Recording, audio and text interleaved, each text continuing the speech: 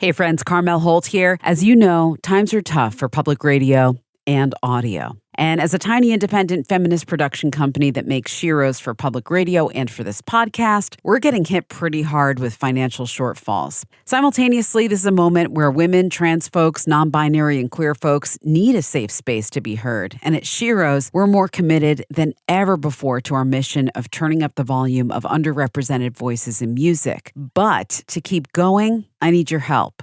And I have big news. SHEROES has partnered with the nonprofit AIR, the Association of Independents in Radio, and we've launched our very first fundraising campaign.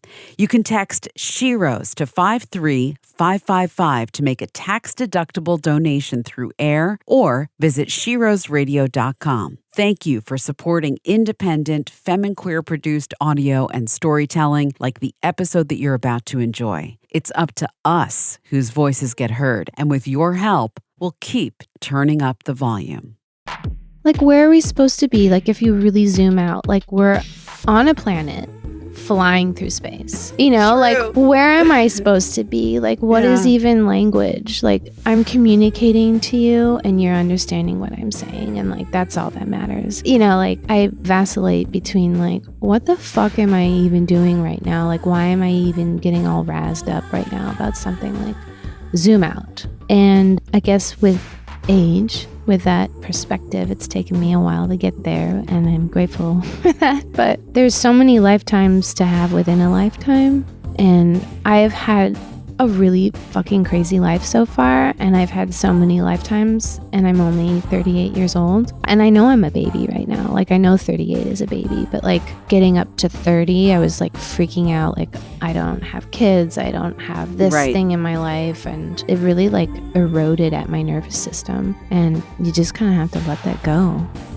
That was Hannah Cohen, and this is SHEROES, a weekly podcast to amplify women, non-binary, and genderqueer voices in music across genres and generations. We believe that sharing our stories is the first step to making music better for everyone. I'm Carmel Holt. Singer and songwriter Hannah Cohen was born in the San Francisco area and born into a family of poets and musicians, including her jazz drummer father. As a teenager, Hannah moved to New York and traveled the world working as a model, yet soon the gravitational pull of the familiar world of music and art shifted her focus to New York City's music scene. And as she found friendships and community with singers, writers, and producers, she started teaching herself guitar and writing songs and sharing them. And in 2012, Hannah's debut record, Child Bride, was released, produced by Thomas Bartlett. Pleasure Boy, her sophomore album, followed in 2015. It was a move to the Catskill Mountains in 2018 that signaled a new chapter of Hannah's creative and musical growth, working with her partner Sam Evian on a third album, 2019's aptly titled Welcome Home, and in the years that followed, building that home and a recording studio in their barn, now known as Flying Cloud. In today's conversation, Hannah will share the journey to her newest album, which, just like the slowing pace of leaving the city for the mountains and the nature that now surrounds her, has taken time to become her most fully realized effort to date. It's called Earthstar Mountain, and I'm so happy to welcome Hannah Cohen as this week's SHERO in the spotlight. Hannah Cohen, welcome to SHEROES. Thank you. Thank you for having me. Yeah. I'm honored. Oh, please, the honor's mine. And I was just saying that this has been a long time in the making. I remember approaching you last year at Newport and being like, hi, let's be friends. I have a show. It's called SHEROES. I remember. You should come do the show. Yes. Wow. Yeah. I can't believe it's been a year. And you were at Newport this year playing, right? Yes. How was that? It was a dream. It was so much fun. And yeah, Nathaniel Rateliff has been such a supporter of me and Sam, my partner, Sam Evian. And he just rolled out the red carpet for us. It was very cool. Oh, that's amazing. Yeah, it was incredible. I mean, can't get more iconic than the Newport Folk Festival. No, it was unbelievable. A really special festival. So I'm thinking about how that community feels and the community that you and Sam have now, in a legendary way, built up the road from here. We're trying. Yeah. Talk to us a little bit about that. Talk to us about how that community has shifted things for you creatively. Well, I think there's just this sort of open door, very welcoming community up here musically. And since we moved up here, we've made so many musical friends and neighbor friends. I know, building a studio up here, having artists come from, New York or LA or France or wherever. Yeah. People are coming from all over the place, but like sharing this, it's just been such a dream. Well, this has been a long time in the making, your fourth record, Earthstar Mountain. When I was reading through the lore of this album, which kind of immediately when you look at the album cover, you're like, oh, there's a story here, I'm glad that comes across. Yeah, totally. And I'm familiar with your earlier records, and you can hear that there's been a shift. Yeah. So that's intentionally why I wanted to start there. It literally sounds like, and also I'm gathering that environment and being surrounded by nature as well has really shifted things for you. Absolutely. And having time to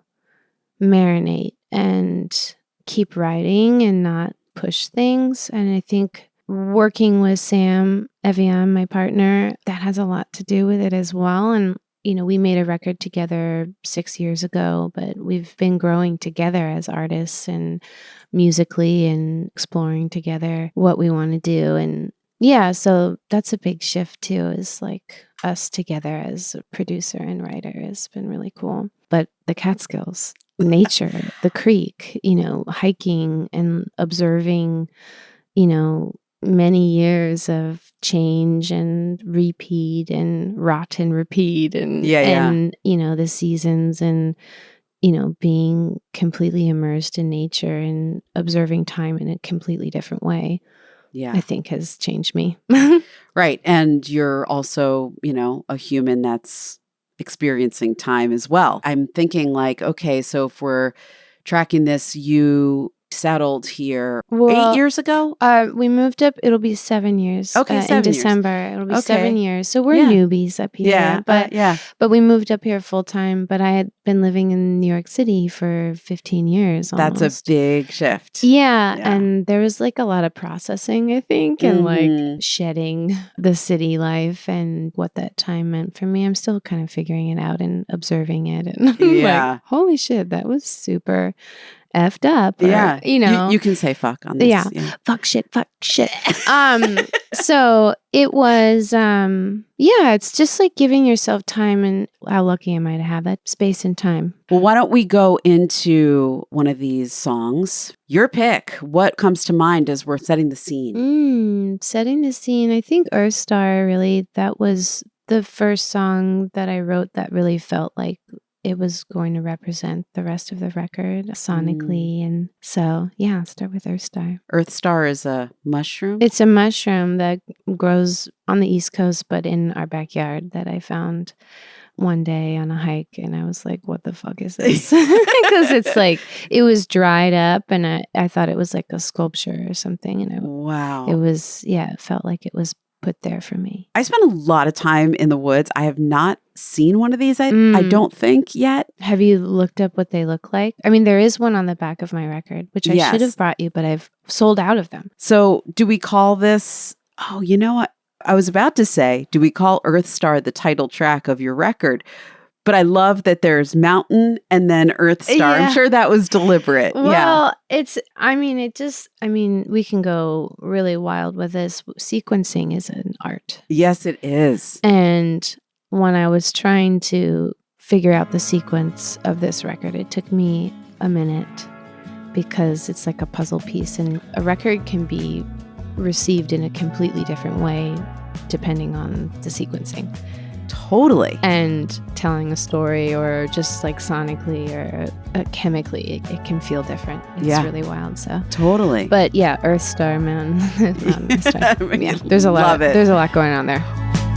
That was Earthstar from the album Earthstar Mountain by Hannah Cohen, who is our guest today on SHEROES. And I'm Carmel Holt. So I'd love to dig back a little bit to your earlier days, wherever you and music first met up. How did this part of your creative journey begin? Well, I guess it would start as a child. My father is a jazz drummer, Myron Cohen.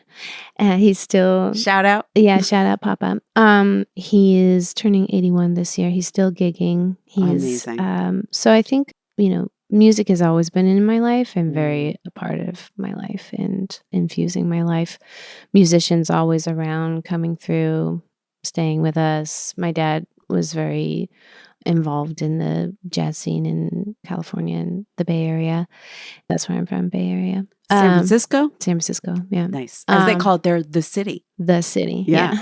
yeah. And that's really funny that both Sam and I sometimes slip up and say, I'm going into the city today. Yes. Which is Kingston. And then we're like, I mean nice. Kingston. But it is, yeah. But I lived 30 minutes outside of San Francisco, but was born in Alameda. But yeah, I think music was just, from day one, always a part of my life. I had piano lessons, guitar lessons, but was always kind of like ADD, lazy. No, I don't think ADD is lazy. It's like, it's a thing. Yeah. I had ADD and I couldn't focus. So I had music lessons, loved to sing. And then when I was 18, I had this boyfriend in New York that was a musician, and he had this very like welcoming music community, and I started singing on people's records and writing my own songs starting at like 19, which they were terrible, but you gotta start somewhere. Yeah. I really feel like the record that Sam and I made, Welcome Home, the last record, I really started to feel like that was the music that I always wanted to be making, and it just took me a while to arrive there. And also just like finding the right person to make music with might take a minute. Not discrediting anyone that I worked with before, but I think, there's something about finding like your translator or someone that you connect with. Definitely. And that also happens to be my partner. Jackpot. Which is a tricky road you have to navigate delicately. Yes, of course. But I also feel so lucky. Yeah. What's been your journey as far as like asserting yourself, being I'm going to put this in air quotes, woman in music? I think I try not to think about it too much. And I'm just like, I'm vibing. I'm making what I'm making, and it's like stream of consciousness, or it's more, deliberate, but I try and not let that fuck with me. Yeah. So I guess that's the way that I think about being a woman in music, is just don't let it fuck with you. And that we all deserve to be here, and we all deserve to share our stories and our viewpoints and our experience. I just try not to like play into it. Right. What has been your experience with working with men and women? And do you find anything that is different or shifts for you when you have other women in the room with you? Well, I mean, there's like a deep understanding working with women, I think. Yeah. There's, I don't want to get myself into trouble here. I love working with men and women, but like I had this really wonderful singer, Halsey Harkins, come in, and we toured just for 2 shows with her in Colorado, and she just was so seamless, singing with her. She's singing harmonies with me, and it was just so easy. And I mean, that's probably her too, but it just felt so relaxed and easy. And I don't know, having somebody, I think I'm getting myself into trouble here, but anyhow, I think it's just like an understanding, like a quiet understanding. Yeah. That's different. But I get a lot of respect and I feel understood. Yeah. Who are your sheroes? I listen to a lot of different music and artists, but it's a female vocalist mostly. It's Gail Costa, it's Amalia Rodriguez, it's Heart. Fucking love Heart. Oh, yes. Thank you. Yes, finally. Huge. I love currently in the last couple of years, I've been really into the legendary Clark sisters, the gospel singers. Fucking love them. Incredible singers and people. I love Mina, the Italian singer. Very cool. I love drama in music, not in my life, but I love to experience drama through like torch songs or like, I mean, Gal Costa was just, you know, she had so much drama. And well, you can hear it on this record too. Yeah. You know, in fact, this might be a perfect setup if you want to point to something that has drama. Your pick. Okay, let's say Dog Years. Do you want to set this song up as far as like what the song is about? It's about, you know, questioning what direction your life is going to go and what is a lifetime and like how do you navigate this life, and you know the rug might get pulled out at any moment, and being prepared but not scared. That's good. When was the last time you really let yourself go? Dog Years. It closes Hannah Cohen's new album, Earthstar Mountain, her fourth. She's here with us on SHEROES, and I'm Carmel Holt. So one of the things that we talk about on SHEROES is presentation and being visible, being seen.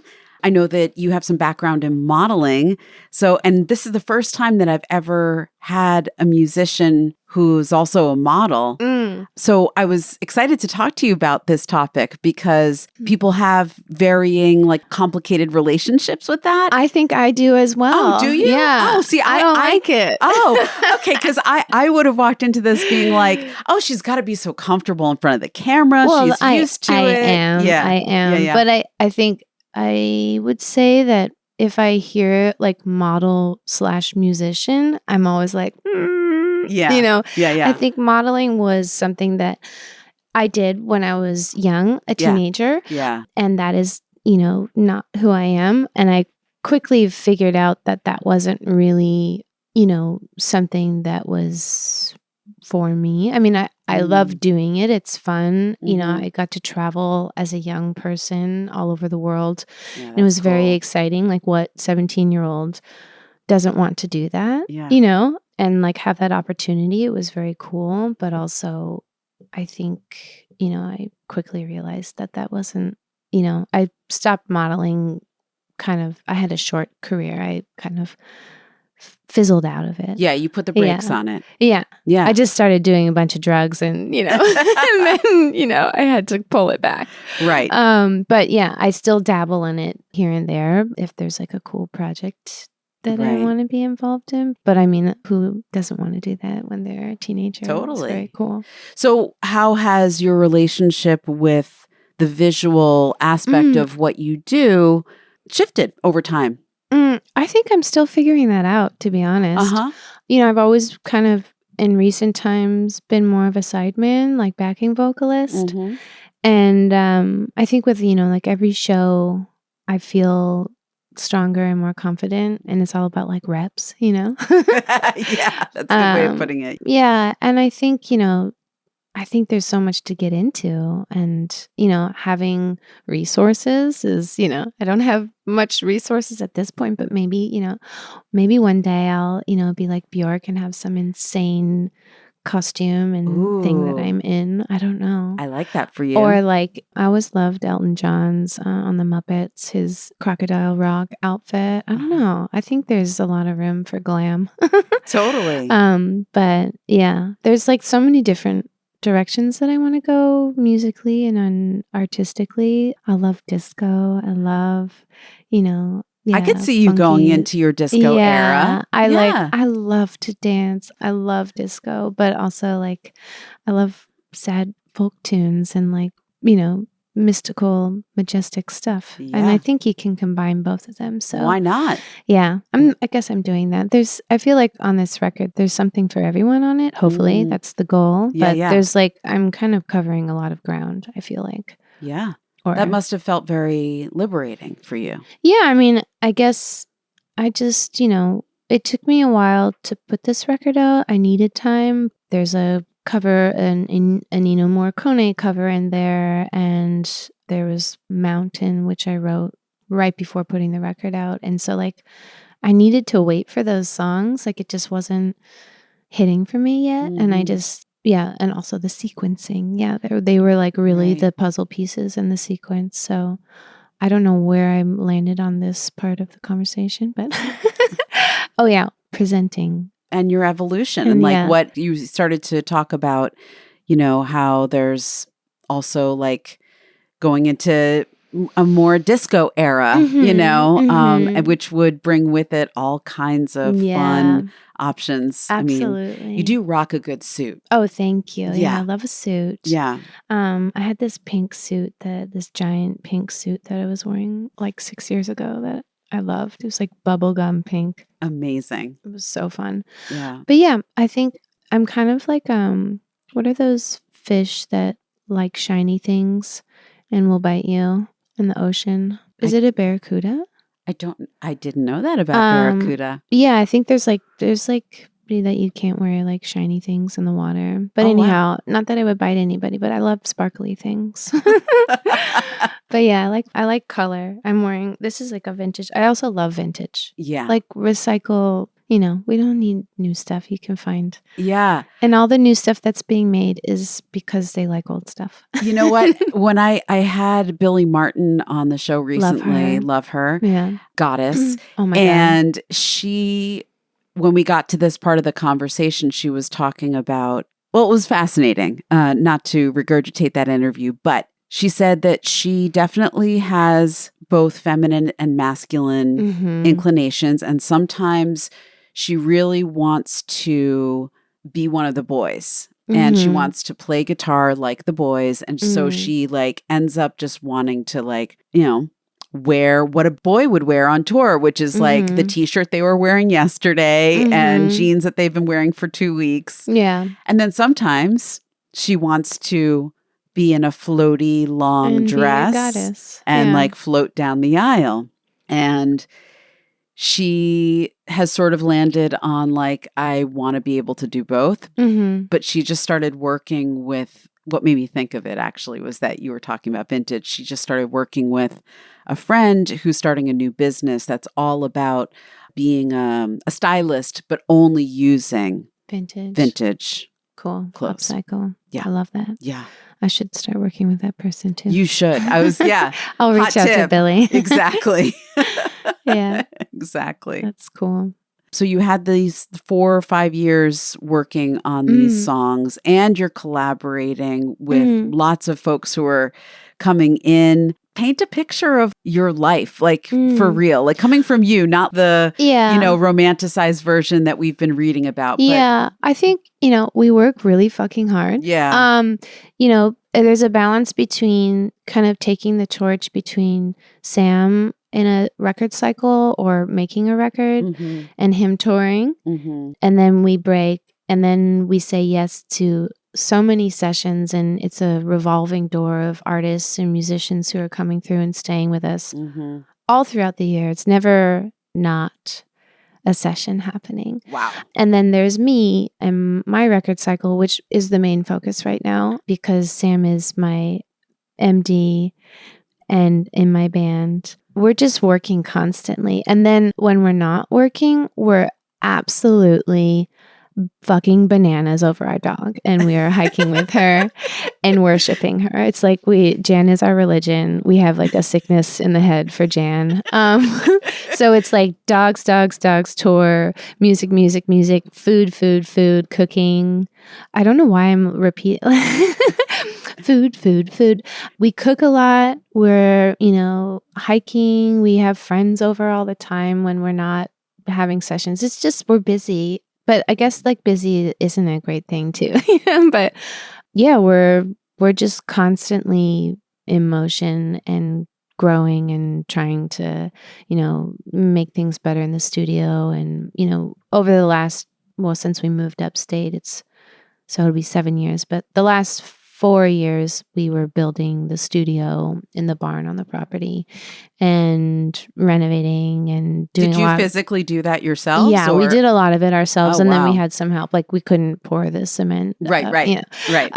But we, like pulled all the siding off, reframed it, and we had help too. We have some great local guys helping us out, and then building the apartment in the studio. And there's a lot that Sam and I have been doing over the last 7 years, being up here almost. I don't know how it's been 7 years because it still feels so fresh, and I'm still, exploring and finding so many new things that I love about this area and love about running a studio. And it's just always evolving and changing, and we're shifting to support that and flow with it. So, Can I ask, as far as the studio goes, there's a lot, that goes into running a studio. You mentioned some of it.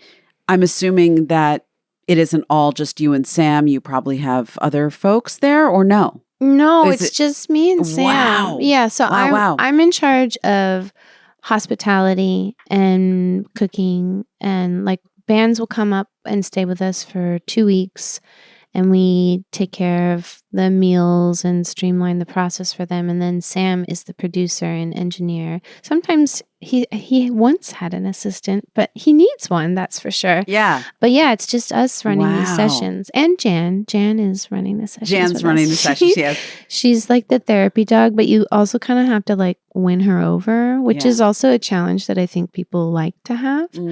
But so Sam's working with the artists and, and bands, and I'm the hospitality and kind of like den mother, and making sure that everyone's okay. And that's also like a wild thing too, is like, like artists come up and people have things happening in their lives, and like being a safe space for people to land is something that I feel very honored to be able to like offer or be there for. So, because we're sensitive. Artists are sensitive. Yeah. Super. And I mean, it's a gift. It's also, it's a burden. It's a burden and a gift to be able to like tap into the sensitivities of life and this planet. But so, we really pride ourselves in having a space and building a space that people want to come to, and that can like reset and also work on music. It's it's like we don't want it to be like woo woo, like, oh, this is like artist retreat, but it really is, because we're artists and we know what artists need. We know what they need to eat, like streamlining that process, making food that makes people feel energized and good, and not like all claggy and like ordering burritos or pizza or whatever. Exactly. And like making meals from like local goods from like our neighbor's farm, or having a farm dinner over at our neighbors. And like, we just feel so lucky that we have this like little tiny piece of our pie. We want to share it with everybody. And we feel also so lucky that we're artists and are able to do that. It's just like, it's wild to us every day. We're like, I can't believe we get to live here, but also let's share it. Yeah. Super dreamy. It's gorgeous. Yeah. I asked about the staffing, because a popular topic here is production and engineering and visibility of femme folks and queer folks in that area. And I was just like, you're a fly on the wall. And I didn't even know like whether you yourself have been drawn to try your hand at any of that stuff. No, not at all. Heavens, no. I mean, I know how to like, I help with like streamlining like gear and putting gear away, but like, Sam is a wizard and I'm in awe of him, but I also have no fucking idea what he's doing. Yeah. And I think that's probably, I should learn a little bit more about it, but like I do things that he has no name in the game in either. So we balance each other really well. But that makes sense. I don't know. I don't have any inklings to be like I mean, I would love to get into producing or like working with artists more that way, but I would always have an engineer. And have you gotten to witness any engineers working that are femme and queer, or is it like pretty much like a steady just crew? I think it is. It's getting better, and there are some incredible women out there and non-binary people who are entering the sphere.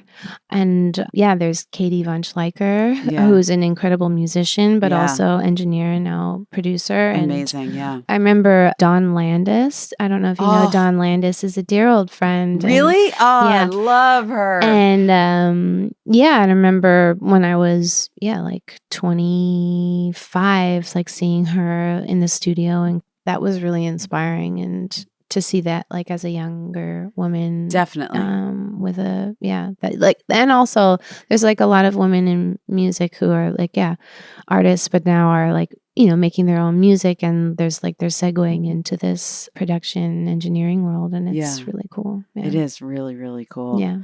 We have Hannah Cohen with us on SHEROES. The new album is Earthstar Mountain. Where do you want to go next? What song, as we're talking about all of this stuff, like, is there a song that kind of pops into your head? Well, we could go with Mountain. We played Earthstar, so now we have to play Mountain. Yeah, that makes sense.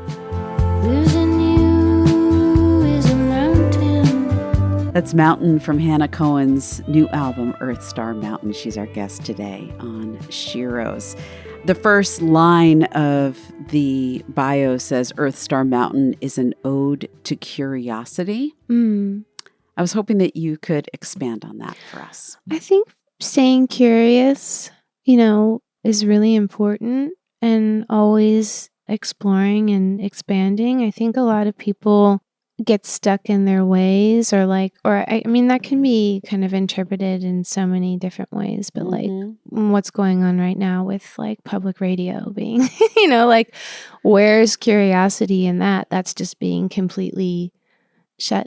It's closed off. And like, I think it's so important to keep questioning and experiencing other people's perspectives, and always searching and hearing different takes on life. And with music, I think it's so important, and just being an artist is like sharing your perspective, and it's so important for other people to hear the range of perspectives that are out there, even if it isn't something that you're into. And so an ode to curiosity is staying curious and staying on your toes always, because you can't be sedentary and just stay one way. You said have a perspective and share it. Like, what would you say your perspective is that you're sharing with us? I would say, what is my perspective? It's always shifting. Right. And it's observing. My perspective is always being, I guess, a student and observing all the different ways that life can go, and forgiveness. And I guess like curiosity, forgiveness, patience, and openness. Yeah. Those are all good things to be reminded of. Mm-hmm. Have you had the experience yet of a younger artist, a young woman, being inspired by you? Yeah, I'm very lucky to have some young people in my life that have shared that my music has been helpful to them. And that's my greatest honor. And I can't ask for anything more than that. And I'm just still like flabbergasted that people like have found this record and that are eating it up. That's really, I'm blown away. Well deserved. Thank you. If a young woman were to ask for your advice, getting started? Getting started in music, I think, is keep writing, be okay with writing a bad song, keep that muscle going, but also like it's okay if you feel like you're never going to write another song ever again. Because I've been there, and it is there. It's just waiting to come out. Like when you're not writing, you are writing. You're just like sponging, and it's going to come. And it gets better. I think it took me a really long time to like get to the place where I am now. And like, I'm, 38 years old, and I'm still reaching and searching constantly and exploring, and just, stay curious. Yeah. And check out all types of music. Yeah, that's great advice too. Have lots of influences. And go see live music, and invest in yourself. Yeah. As we're talking about mentorship from afar or maybe up close, it makes me think, and you mentioned your age. Thank you for sharing. I'm proudly 52, so I'm good. I'm good with that. Amazing. Any thoughts about aging as a woman in this industry? I think I really, when I was like 25 and I felt like I was old, and that kind of paralyzed me.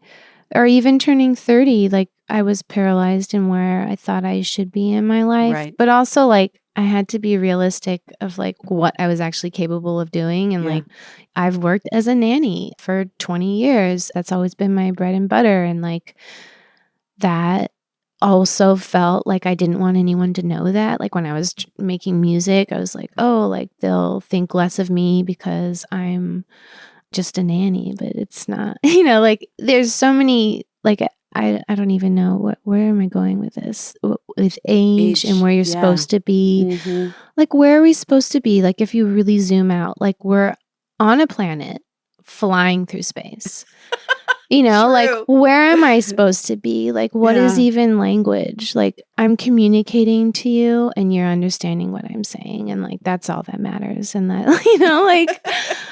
like, I vacillate between like, what the fuck am I even doing right now? Like, why am I even getting all razzed up right now about something? Like, zoom out. Yeah. Zoom out. And I guess with age, with that perspective, it's taken me a while to get there, and I'm grateful for that. But yeah, like there's so many lifetimes to have within a lifetime. And I have... Wow, that's so wise. Yeah. Yeah, like I have had a really fucking crazy life so far, and I've had so many lifetimes, and I'm only 38 years old, and I know there's so much to get into. And so like I still feel like I'm 18, and I know I'm a baby right now. Like I know 38 is a baby, but like a 25-year-old might think that I'm old. But also it's like, yeah, there's so many different ways to go with that. Yeah. But I'm good. Yeah. I'm good with it now. But I think like getting up to 30, I was like freaking out. Like I don't have kids. I don't have this thing in my life. And, and it started to it really like eroded at my nervous system. And you just kind of have to let that go. Yeah. Or dive into that direction in your life. But it's also hard as a musician and a woman. And if you want to have a family or all those things. Like, I mean, you can do it, but it's going to be really fucking hard, and it will change things.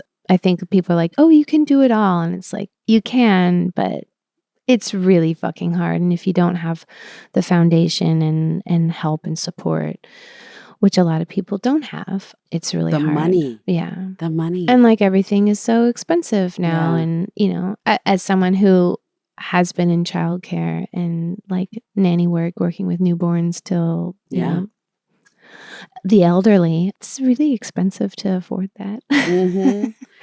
Yeah, that comes up a lot. I mean, it's funny that it was a shock to me that it came up a lot. I was like, why didn't I even think of this? But yeah, this is like obviously part of the thing, whether you're doing it or choosing not to, you know? Yeah. And I actually think that there's a whole second podcast to be had. It's just about that.